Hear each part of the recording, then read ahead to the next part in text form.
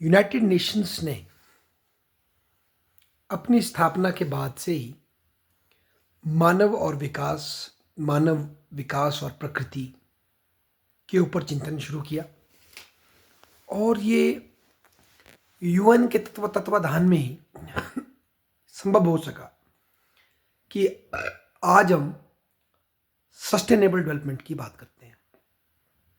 अगर ये कहें कि वर्ल्ड लेवल पर सस्टेनेबल डेवलपमेंट का कॉन्सेप्ट प्रफुल्लित करने में, पॉपुलराइज करने में, ये संकल्पना करने में यूएन की ही भूमिका है, कोई अतिशयोक्ति नहीं होगी।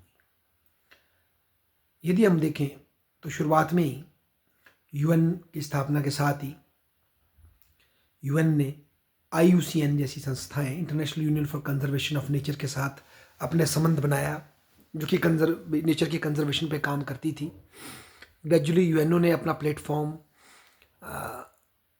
प्रकृति प्रेमियों को सौंपा और इसमें नॉर्वेजियन और कैनेडियन जो डिप्लोमेट्स थे उन्होंने बड़ी भूमिका निभाई और इसका जो पहला परिणाम हमें ग्लोबल लेवल पे मिला वो मिलता है जब स्टॉकहोम कन्वेंशन 5 अप्रैल 1972 में शुरू होती है, जो कि यूएनओ के द्वारा पहली कन्वेंशन होती है जो कि मानव और पर्यावरण के संबंध में की जाती है, जिसमें कहीं ना कहीं सस्टेनेबल डेवलपमेंट का कॉन्सेप्ट अपनी प्री कंसेप्शन में आता है और मानव और प्रकृति के बीच में बैलेंस की बात होती है, विकास की बात होती है, गरीबी के उन्मूलन की बात होती है। और साथ ही साथ यूएनओ अपनी एक एजेंसी जिसे UNEP कहते हैं, यूनाइटेड नेशन एनवायरनमेंट प्रोग्राम की स्थापना करता है और उसका मुख्यालय थर्ड वर्ल्ड में केनिया के नैरोबी में स्थापित करता है। तो इससे कहीं ना कहीं पर्यावरण के प्रति जो ग्लोबल चेतना है उसको बढ़ाने में यूएनओ की बड़ी महत्वपूर्ण भूमिका रहती है।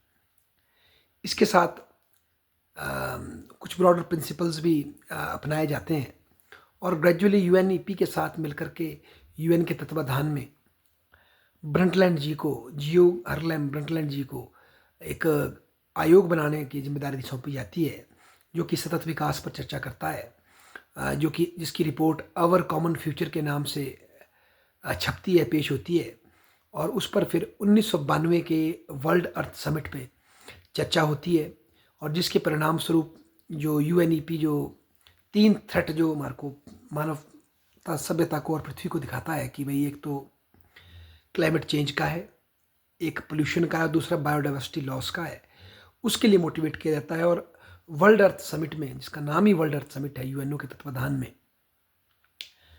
कहीं ना कहीं सस्टेनेबल डेवलपमेंट के लिए UNFCCC United nation framework convention of climate change पे पेश किया जाता है, उस पर साइन होते हैं, जो कि क्लाइमेट चेंज को रोकने के लिए और हानिकारक ग्रीन गैसेस के उत्सर्जन में नियमितता लाने के लिए प्रयास करती है।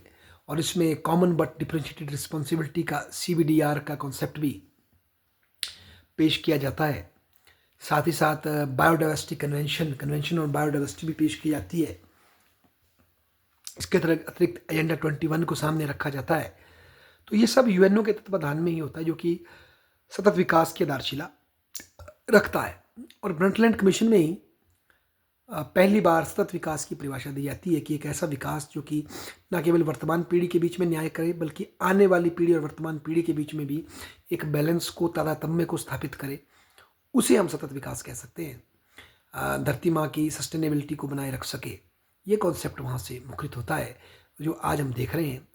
उसके पश्चात UNFCCC को जामा पहनाने के लिए क्योटो प्रोटोकॉल होता है, उसमें भी कई दिक्कतें आती हैं। फिर मिलेनियम डेवलपमेंट गोल्स की बात भी यूएनओ पुश करता है, जिसमें कि मानव कल्याण के साथ साथ पर्यावरण का सस्टेनेबिलिटी को बनाए रखने की बात होती है।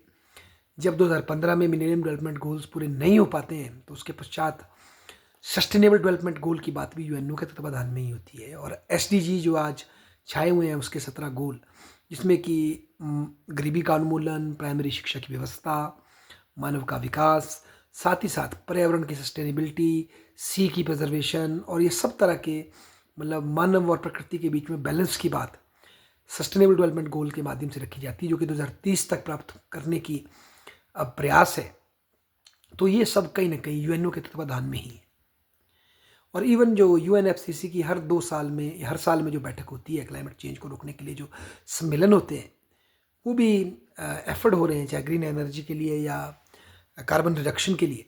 तो इस सब में भी कहीं ना कहीं यूएनओ ही मेन भूमिका निभा रहा है। और जो कन्वेंशन ऑफ बायोडाइवर्सिटी की जो 2 साल के बाद कन्वेंशन होती है, उसको भी मेटरलाइज करने में यूएनओ की मेन भूमिका है। फिर चाहे आजकल वर्तमान में कुनमिंग मॉन्ट्रियल जो फ्रेमवर्क फॉर बायोडाइवर्सिटी है, उसको इम्प्लीमेंट करने की बात हो, इसको लेकर के अभी काली में कोलंबिया के काली में कन्वेंशन हुई थी, कॉन्फ्रेंस हुई थी। तो ये सब मतलब यूएनओ के तत्वाधान में ही हो रहा है अगर देखें हम।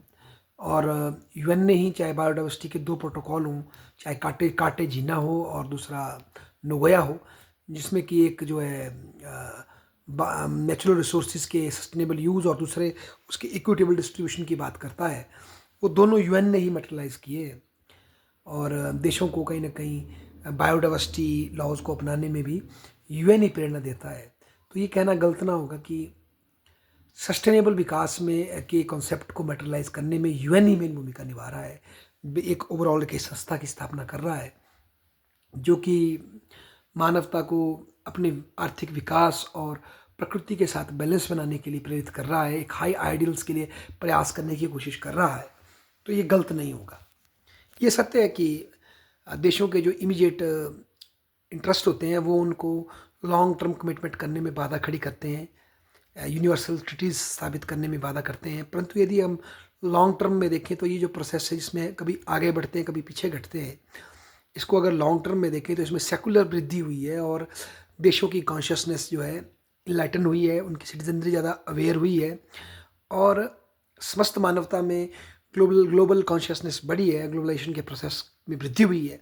और कुछ ऐसी समस्याएं हमें समझ आई जिनका ट्रांसनेशनल एग्जिस्टेंस है, जो कि स्वतः ही देशों को देशों के नागरिकों को देश की सीमा में ना रह करके अपनी चेतना को विश्व पटल पर ला करके ग्लोबल एफर्ट के लिए प्रेरित करती हैं।